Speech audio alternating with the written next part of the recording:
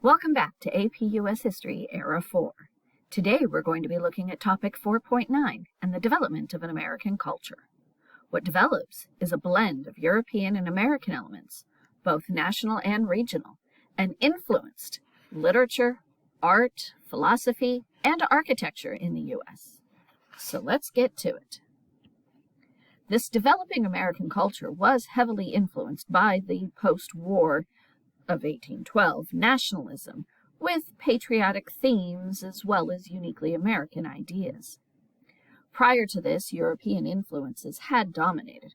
After all, the Enlightenment was the primary influence on the founding of the U.S. in the first place.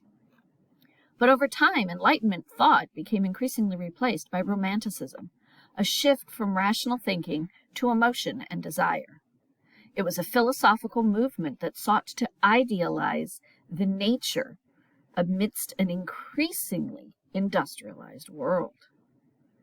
They felt that the natural world was on the verge of destruction from industrial capitalism, and Romantics hoped to fix some of the growing problems this brought on. This shift will be especially apparent in the religious revival known as the Second Great Awakening, as well as all of the social reforms that spawned. But both of those are of such importance that we'll have our own separate topic videos on them. But know that they are a part of this American culture as well.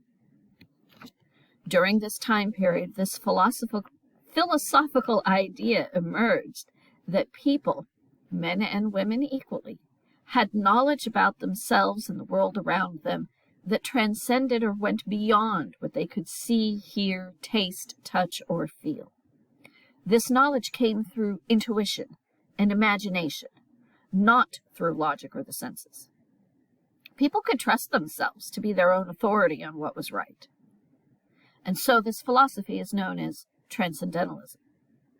A Transcendentalist was a person who accepted these ideas, not necessarily as religious beliefs, but as a way of understanding life's relationships. The Transcendentalists and the literary lights wanted to remind everyone who they were and who they might become. Their philosophy celebrated individualism, the goodness of humankind, and the benevolence of the universe. It was also deeply rooted in this romantic view of the power and the beauty of nature. The individuals most closely associated with this new way of thinking, this new philosophy, were loosely connected through a group known as the Transcendental Club. Their chief publication was a periodical called The Dial, edited by Margaret Fuller, a political radical and a feminist. The club had many of the extraordinary thinkers of the day, including Ralph Waldo Emerson, who encouraged Americans to quit looking to Europe for inspiration and imitating European ideas and simply be Americans, to be themselves. He believed that people were naturally good and that everyone's potential was limitless. Henry David Thoreau was another of these transcendentalist philosophers and writers. He demonstrated his dedication to these beliefs by relocating to a cabin in the woods alongside Walden Pond for 2 years to live as simply as he possibly could and to use his observations of nature to try and understand the truth about life and the universe around him, and to see if human perfection was something that was even possible to be achieved.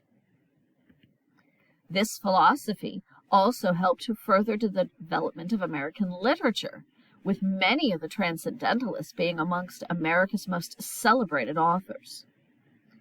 In addition, many popular writers of the post-revolutionary era wrote strongly patriotic accounts, which was also tied into this uniquely American literature. The first American writer to receive both popular and lasting acclaim was the New Yorker Washington Irving. His most famous stories drew on Dutch-American popular culture in his native state, and he gave audiences classic characters like Rip Van Winkle and the Headless Horseman from The Legend of Sleepy Hollow. This placed the American people in the American landscape into a fantasy world. The most celebrated American writer of this early antebellum era was a man named James Fenimore Cooper, whose best-known work also emphasized the wilderness and its essential role in creating America, romanticizing the opportunity and dangers of the region. It was called The Last of the Mohicans. Nathaniel Hawthorne was yet another who wrote of the Puritan era in his work, The Scarlet Letter, which also served to highlight the inconsistencies in the treatment of individuals, since Hester, the main character, is scorned for being the mother of a child born out of wedlock, but the father of that child faces no such treatment. Art also underwent significant changes in this time period that reflected a specific American perspective and style. Artists of this time period sought to depict their love of nature and the feeling for America's place in it by painting the grandeur and the panorama of an unspoiled American landscape. Keep in mind, European landscapes were increasingly industrialized. This group of painters was known as the Hudson River artists, or the Hudson River School.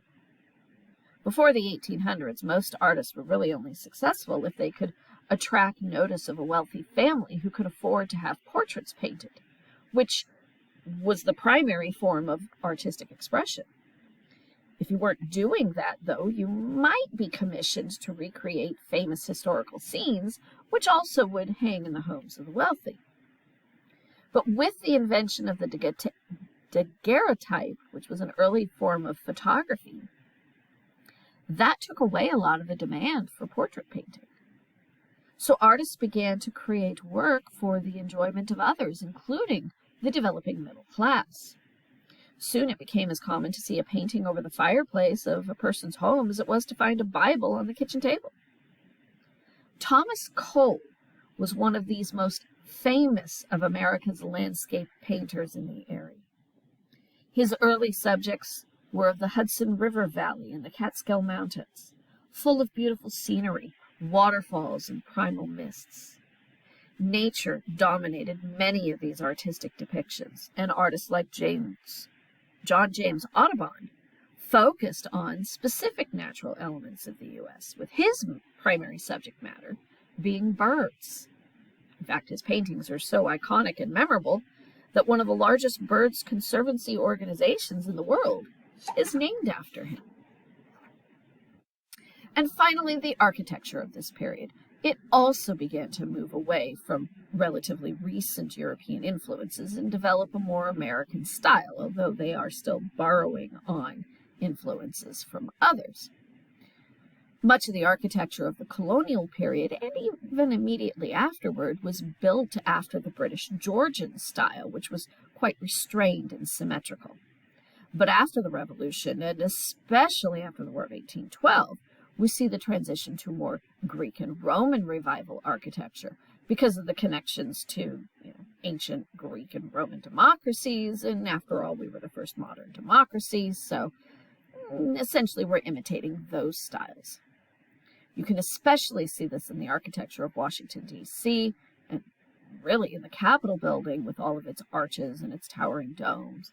And keep in mind, a lot of this was rebuilt after the British were in Washington during the War of 1812, sort of modifying what had started out as almost a Georgian style of architecture and was now becoming Greek and Roman. But it isn't just the large-scale public buildings that express this style, as many private homes, both in northern states and southern states, adopted elements of it, though you really see it in the large antebellum plantations located across the South. Well, that's what you need to know about this emerging culture here in topic 4.9. We'll look more specifically at the Second Great Awakening and the reforms that come about, which build into this culture as well in future videos.